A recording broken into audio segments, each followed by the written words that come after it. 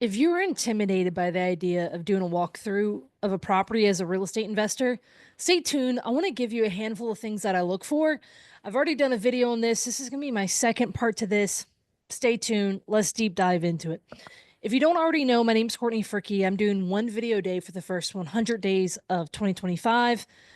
I'm diving into some practical topics. So, real estate investors are often very intimidated by the idea, especially very early on in their investing career, is the idea of doing a walkthrough and, am I going to miss things? So let's readdress the fact that absolutely you should hire a home inspector early on.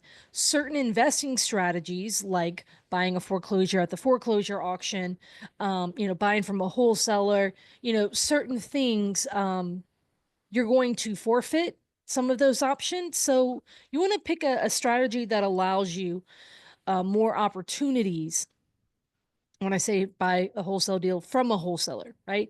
There's a level you want to get good at walking properties yourself, so that you can start to train your eyes to see.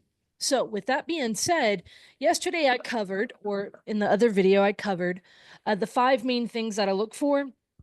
I look for the major mechanicals, fire damage, water damage, termite damage, and what I call, DIYs gone wrong. DIYs in general, because, well, they're not going to always seem like they did it wrong. Anyway, I want to look at those five things. But additionally, I want to say that you should pay attention to the house in general.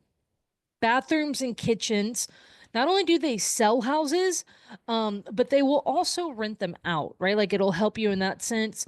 I mean, those are big items, right? So you want to pay attention to those. Are they extremely outdated? Are they functioning? What does that look like? And I think it's important to note. So, I mean, I cut my teeth flipping, and then I started keeping rentals. The rehab that I do on a flip is completely different than the rehab I do on a rental. Now, at the same time, it's really going to depend your strategy, the area that you are in. One of the things I often look at is when I'm looking at comps, I'm also looking at, what is renting and what is selling and what are those finishes. Because you don't want to necessarily be the nicest in the neighborhood. But at the same time, you want to make sure that everything is safe, everything is, especially like rentals, you want to make sure it's durable, things along those lines.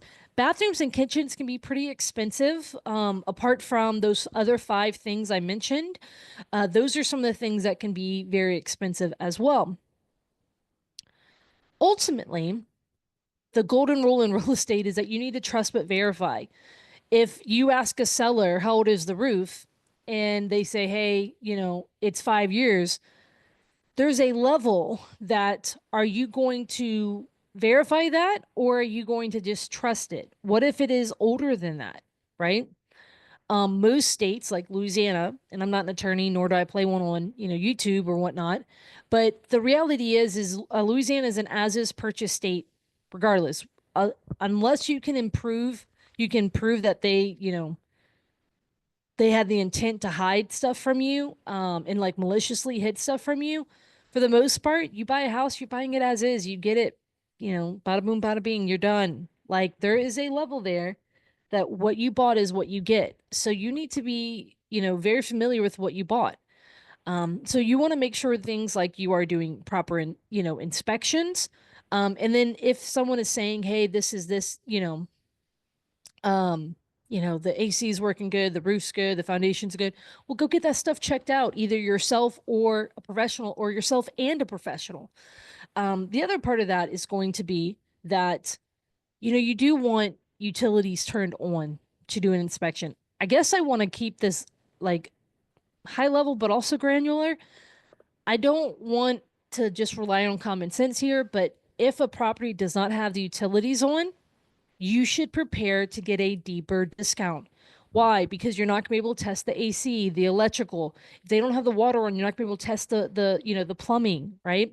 If they don't have the gas on, you're not going to be able to test certain things as well, like the heat or maybe the hot water, things like that. So if you can't test those things, which are all very, big items, remember back to my major mechanicals, Well, then you need to be prepared that they may need to be replaced. So again, if you're buying without utilities, you should build in a discount that's equal to having to do repairs on the electrical, the plumbing, HVAC, stuff like that. That's really just, why is the seller, a lot of times not to get into this, 'cause I want to stick with the walkthrough part, but, why is the seller not wanting to turn them on?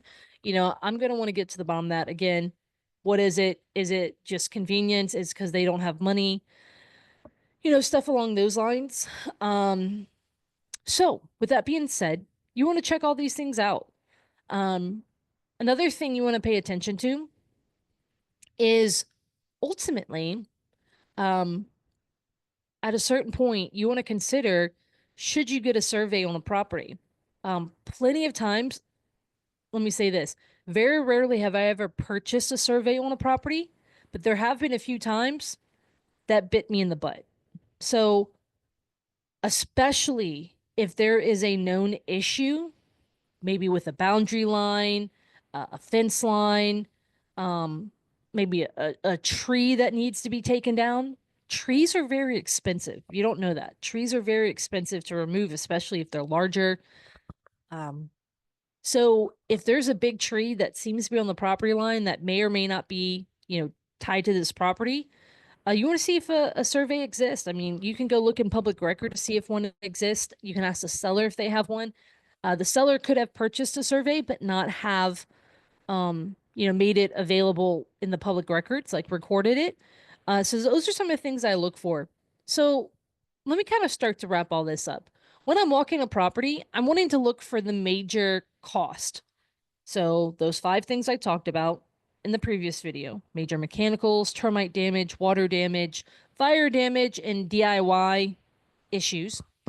And then you want to look at things like the bathrooms and the kitchens. You want to see, hey, is this place outdated?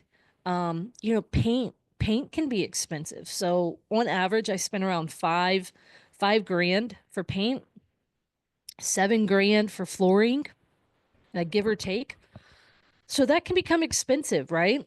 That right there is if you had to just do paint and flooring on, let's just say, a 1,700 square foot house, and let's just say I'm at around, that's around 12 grand. And if you didn't plan for that, now that's hiring someone, and that's not hiring a fancy someone. Okay, there's gonna be a little hola in there. Let me just say that. Um, there is a level that, and they do great work, by the way. That is not shade. Love it. But I'm not saying go get the highest, paid contractor out there. So, with that being said, when you're doing these walkthroughs, there's nothing that's going to replace repetition and then you getting around people who actually know what they're doing and learning from them. It is really hard to give cheat codes, but yet people are always looking for a cheat code. Oh my God, please stop being a person that looks for a cheat code. Go put in the damn work. Walk properties, get feedback, right? Um, and at the end of the day, know that there's just gonna have to be some time on the job to learn. Now, on the other hand, there's some things like I went and helped with Habitat for Humanity to help build houses as a volunteer. They allowed me to put a harness on and go get on a roof. And the harness is so I don't fall off the roof, right? Safety feature. Thank you, OSHA, if that even still exists right now. The reality is, I'm in rare form tonight. The reality is that go put in some work, right? I remember early on, I had some mentors who I said, hey, do you have a job site I can come do some work at just so I can get some on the job training? I recently had someone that volunteered to help me with one of my projects, and they actually basically did some project managing for me when I was having some capacity issues, and it really helped. But they loved it because it gave them on the job training. So when you're doing walkthroughs, know that at the end of the day, take a look, take effort. There are take effort at paying attention to details. No house needs zero in repairs. Okay. Even the 2021 build that I just bought a few weeks ago needed like 1,000 in repairs. Okay. So there's never zero. Never zero. Okay. even new construction properties, especially new construction properties. I've been walking a lot of those lately. Um, geez, you absolutely want to make sure you do a home inspection on new construction. I learned that. So with that being said, those are some of my thoughts on if you're doing a walkthrough. Guys, this is just another video in a compilation of daily videos. I think, we're at what, 43, 42, 43 today. I'll find out here in a second. And that is, I'm proud of it, guys. One video a day. We are on number 42. One video a day for the first 100 days of 2025. I hope you're enjoying this as much as I am. This is making me work that muscle of repetition and thinking through stuff that is meaningful and impactful and insightful and inspirational for you guys. So tune back in tomorrow. Subscribe if you haven't already. Thanks, guys. See you tomorrow.